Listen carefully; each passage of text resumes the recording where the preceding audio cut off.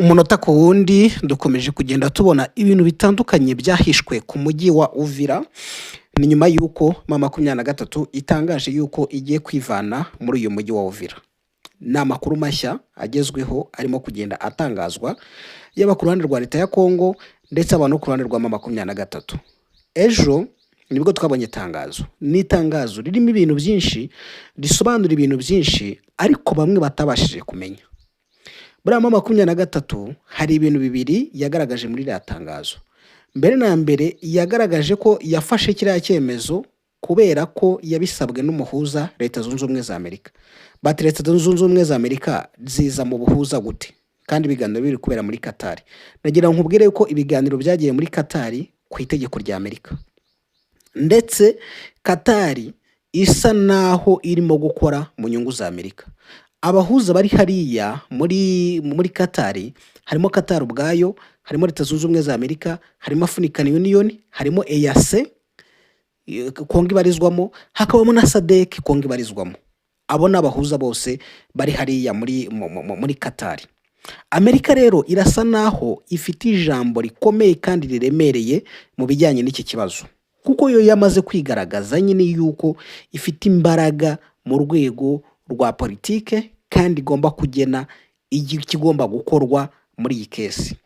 Ni ukuvuga rero ikintu cyabayeho, M23 yaguye mu mutego uteye ubwoba muri Uvira, ari nawo ahanini ukubiyemo iki kintu cyitwa gusubira inyuma. Ni umutego ukomeye cyane M23 yaguyemo, ariko nanone hakaba habayeho ikintu gikomeye cyitwa imbaraga za diplomasi n'imbaraga za politike, maturité cyangwa ubukure muri politike na diplomasi M23 igaragaje muri iri tangazo. Niba abantu mwibuka amateka, muribuka Jonas Savimbi muri Angola yararwanye neza agera ku marembo ya Rwanda. Abanyamerika baramubwira bati hagarara, rekera aho ngaho, icyo twashakaga wamaze kukidukorera, wamaze kudukuburira ikibuga, hanyuma twebwe igisigaye ni intérêt économique, ni inyungu z'ubukungu, rekera aho ngaho gukomeza kurwana, tuze dusarure aho ibyo twakubibyemo. Savimbi arabyanga, uko byamugendekeye mwarabibonye. The same case M23. Amerika yigaragaje yuko ifite ijambo rikomeye ryo kuvuga ngo inyungu zacu za politike twamaze guharurira, ntabwo ugomba kuzibangamira witambika ufata Uvira. Gufata Uvira bifite ikintu bivuze ku banyamerika, ariko munyemerere muri iyi nkuru yacu tuze kugaruka ku mutego mutindi M23 yaguyemo hariya muri Uvira.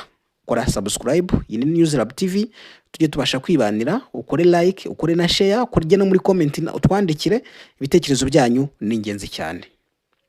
Reka tugaruke rero tudatinze. M23 niba mwibuka, muribuka amasezerano yasinywe ku itariki 14 z'ukwezi kwa 10 umwaka 2025 hari Doha muri Qatar.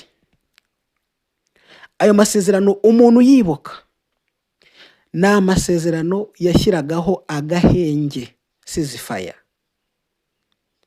Ayo masezerano yashyiragaho agahenge kugira ngo haboneke uburyo haba ibiganiro impande zombi zitarwana. Ako gahenge kaharuriraga amasezerano ya Washington yasinywe ku itariki 9 z'ukwezi kwa 12, ndetse yagombaga no kuba yarasinywe mbere ariko birasubikwa kubera ko ako gahenge kasaga naho kataraboneka nubwo katigeze kanaboneka. Ariko Amerika irabireba, iravuga ngo nubwo bigaragara ko agahenge katabonetse, ngiye gusinya amasezerano mite nshyiraho imposition, itegeko, ibwirizwa guhatira umuntu ikintu, ndebe yuko batazabikora. Aho ngo niho haturutse ko nyuma y'isinywa ryari amasezerano yo muri Leta Zunze Ubumwe za Amerika yabaye, ariko hari andi masezerano yasinywe ku itariki 14. Umutego wagenze ute? M23 yakomeje kuvuga ngo ariko FARDC irimo iragaba ibitero by'indege muri Masisi, irimo irabigaba aha n'aha, ariko nta kintu kigeze kigaragazwa ko M23 yari imaze amezi 10 muri Kamanyora yagabweho igitero, keretse nyuma y'iminsi ingahe aho bari haratangiye kuboneka amakamyo y'ingabo za M23 zigenda zishyirwa Kamanyora. Tugiye hagiye amakamyo 12 ashyirwa Kamanyora, ndetse ikindi kintu cyagaragaye ngo ni ibisasu byaturutse mu Burundi biraswa hariya muri Kamanyora, kuko twarabibonye byarashwe abaturage mu mashuri, abanyeshuri barimo biga, byarashwe ku nsengero, byatwitse umunara w'itumanaho hariya muri Kamanyora. Ibyo ngibyo byaragaragaye, abaturage barahunze bavara muri Kamanyora bahungira hariya mu Rwanda, bungu bari Nyarushishi mu nkambi. Ibyo byarabonetse. Ariko kwa avansa ukava Kamanyora ukajya Nyakabere, Katogota, ukambuka Ruvungi, ukajya Sange, ukagenda ugafata Uvira centre, aho ngo niho habayemo ikibazo. Ndetse bamwe bakanavuga ngo birashoboka ko byanze bikunze iyi M23 nayo bishoboka ko abantu bakwiye kureba, guhumuka amaso bakareba. Turareba impamvu ebyiri z'umutego M23 yatezwe, cyane cyane ushingiye kuri aya masezerano y'agahenge. Nibi bisasu byarashwe Masisi na Rucuru n'ahandi no mu Mikenke, mwagiye gufata Uvira gute? Kubera iki? Ni ikibazo gikomeye cyane bibaza. Noneho M23 ari amasezerano y'agahenge yabayeho, Kongo iyitega umutego wakwitwa nk'umutego w'ubushotoranyara muri Kamanyora, kuko urabizi ko ibiganiro bya Doha nubwo byari bikomeje, ariko hari imbaraga M23 yari ifite muri ibyo biganiro. Kongo irangije inyuze mu Burundi ibatega umutego wo kubashotorera Kamanyora. Ibisasu biraraswa biturutse mu Burundi. Ariko se kuki byaturutse mu Burundi?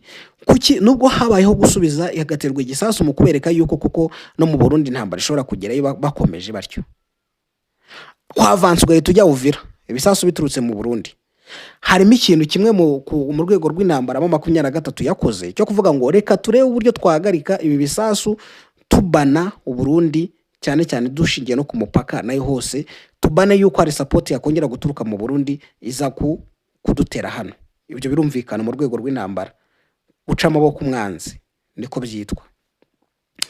Ariko ikibazo kirimo ubwo bushotoranyi bwabaye, M23 yibagiwe yuko yasinye amasezerano y'agahenge, irangije iravansa. Niba witegereza neza kuva Kamanyora ukagenda ugafata Uvira, ugereranyije ingabo za FARDC zari zihari, Abarundi bari bahari, Wazalendo bari bahari, abacancuro bari bahari, FDLR yari ihari, ntabwo M23 byagombaga kuyitwara iminsi 7 gusa kuva ku itariki 2 kugera ku itariki 9 ngo ibifashe Uvira. Ntabwo byari bushoboke, ubyumve neza, ntabwo byari bushoboke. Ariko noneho kubera ko FARDC, niba unabizi, unibuka ku mirongo y'urugamba, Abarundi twagiye tubona barimo barambuka basubira mu gihugu cy'u Burundi hariya mu Rumonge na Cibitoke. Tugiye tubona FARDC irimo irambuka ijya ku cyambu cya Karundu, bambuka bajya Tanganyika bakomeza Karemi.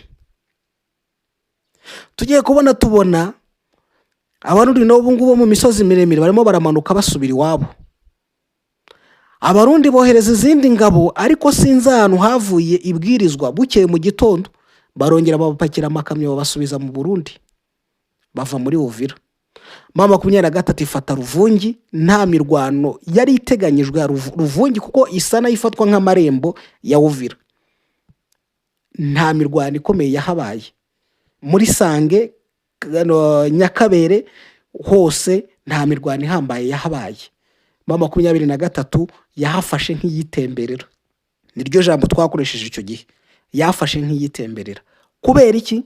muri FARDC na leta ya Kongo bari bamaze kumenya yuko 23 gufata Uvira ari umutego bazayishinja ko yishe amasezerano yo ku itariki 14 z'ukwezi kwa 10 2025, amasezerano ashyira agahenge. Kandi gushinjwa icyo kintu mu maso y'amahanga yuko waviyoye amasezerano. Wibuke ko ayo masezerano y'agahenge ni amasezerano yakuburiraga amasezerano ya Washington, kandi akaba n'amasezerano yagombaga gusa naho aharurira inzira amasezerano ya Doha azatuma hashyirwa mu bikorwa amasezerano ya Washington, byose ku nyungu z'umugabo witwa Amerika.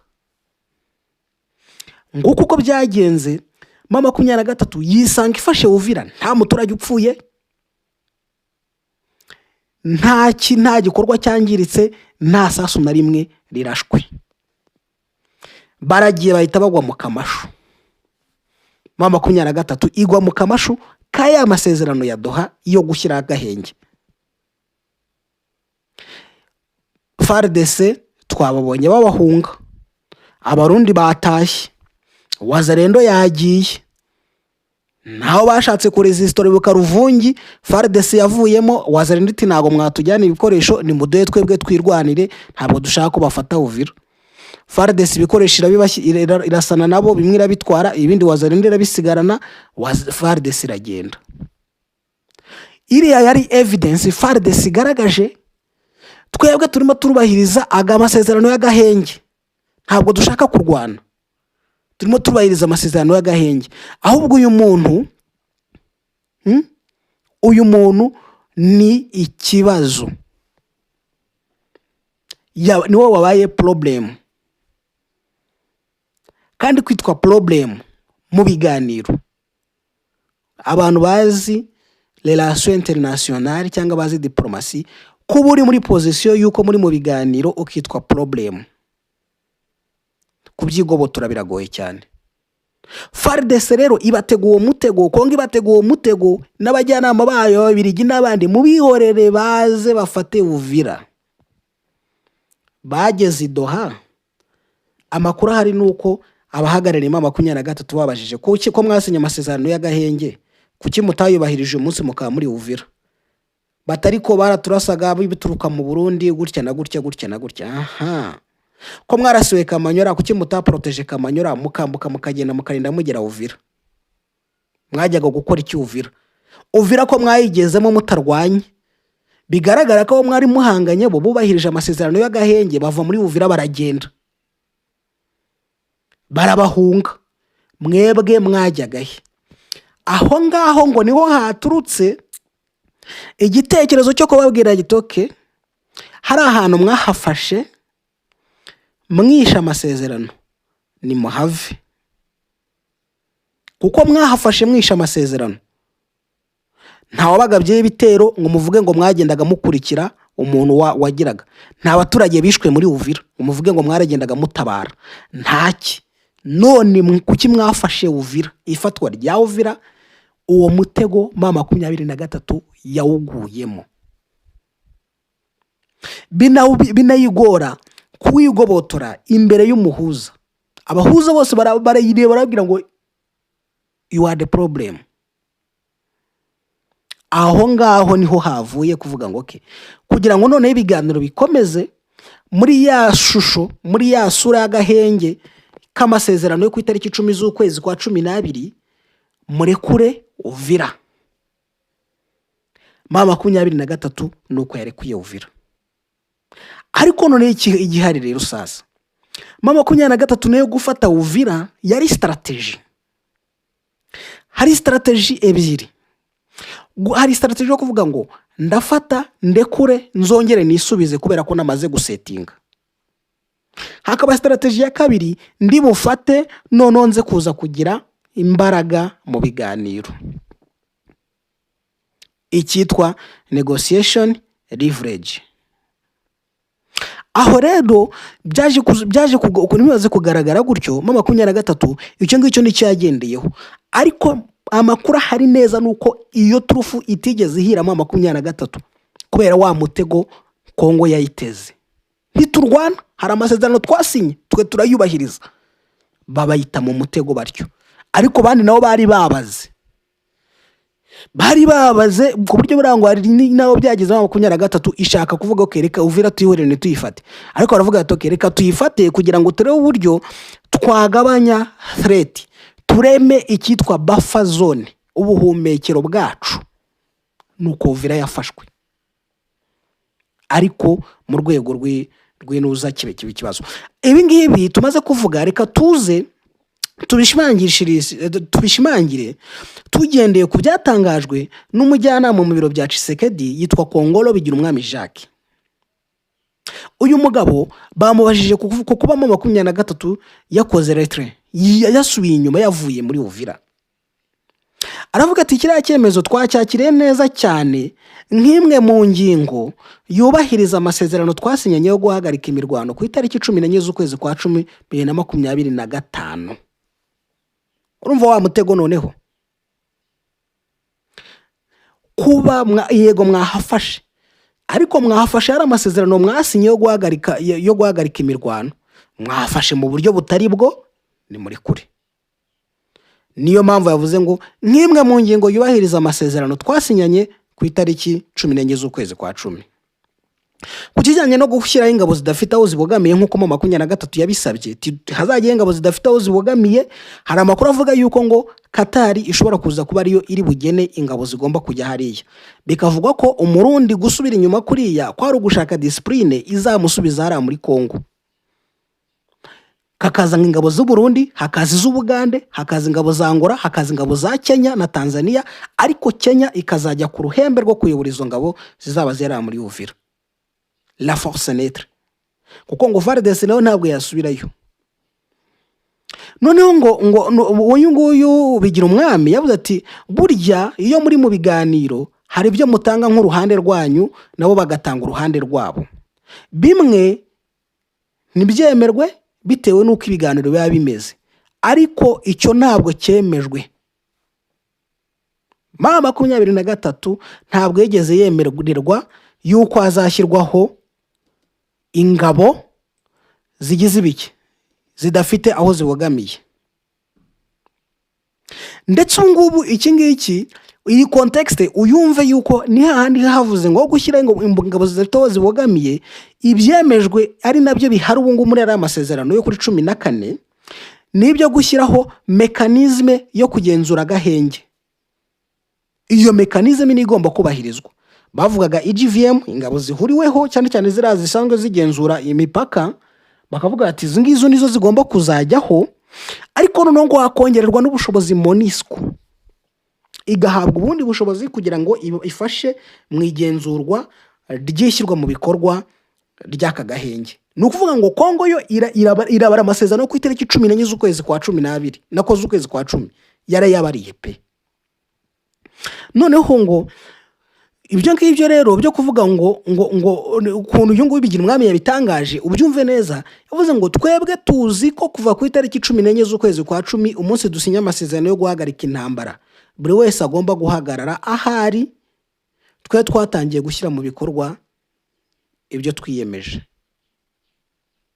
Umva iryo jambo ryo mugabo, twebwe tuzi ko kuva ku itariki 14 z'ukwezi kwa 10 umunsi dusinya amasezerano yo guhagarika intambara, buri wese yagomba guhagarara ahari. Niyo mpamvu twatangiye gushyira mu bikorwa ibyo twiyemeje, twe twatangiye gushyira mu bikorwa ibyo twiyemeje.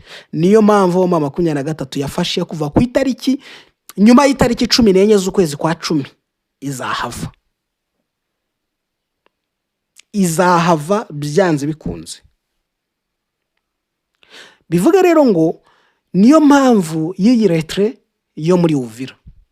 Ariko noneho mu 2023 nayo ikazana ingingo ikavuga itoke twebwe rero dushaka kuva muri Uvira ni mushyire ingabo zidasanzwe. Kongo iti no, amasezerano twasinye mbere yuko mufata Uvira niyo agomba kubahirizwa, ntabwo ajya ingabo zidasanzwe, ahubwo noneho harajyaho abashinzwe kureba iyuharizwa ry'agahenge. Ibyo nabyo biri muri negotiation, ntabwo ibyo makumyabiri na gatatu isabwa, bigaragara ko makumyabiri na gatatu nayo bishobora kuza kuyibana ibindi, kuko hari igihe ushobora kuvuga ngo ntabwo ndi buze kuva Uvira hatagiyeho ibi ngibi nasabye, kuko nk'uko umuvugizi wayo wungirije Dr Oscar Barinda avuga, ntabwo tuzava Uvira ibyo twasabye bitubahirijwe.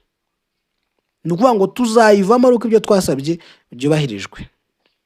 None ikibazo, Bigira umwami baramubaza bati muzakora iki, cyangwa niba mutabyemera ko hashyirwaho izo ngabo ngo bave muri Uvira, urumva hazakurikiraho iki? Ati icyo bagomba gukora ni ukubahiriza ibyo basinye. Nk'ubu hari abakekwa kuba ingabo za FDLR basubiye mu Rwanda binyuze mu kigo cyo gucyura abari abarwanyi bo muri FDLR, abara 80 ngo n'abandi basa naho bari hafi bagera ku 170, ngo ibi ngibi ngo bikerekana ko dutera intambwe mu kubahiriza ibyo twasinye. Ntekereza ko n'abandi ku ruhande rwabo bagomba gutekereza gushyira mu bikorwa ibyo basinye, kuko ari byo twiyemeje. Kongo ku ruhande rwayo ivuga ko ibyo yasinye birimo no gutangira kohereza FDLR mu Rwanda, batangiye kubikora ndetse ngo babigeze kure. Batero abandi nabo nibubahirize ibyo basinye. Ngo urwo ruhande ruhari agakino karimo ibibazo bihari hagati y'imande zombi. Mama 23 ko irahira iti ntago dushobora kuzava muri Uvira ibyo twasinye bitubahirijwe. Kongo ikavuga iti twebwe nanako ibyo twasabye bitubahirijwe ari byo gushyiraho la force neutre. Kongo ikavuga iti twebwe iyo force neutre ntayo tuzi itsinda rigenzura gahenge ryo muri nuza ryo muri EGVM biraza kurangira gute?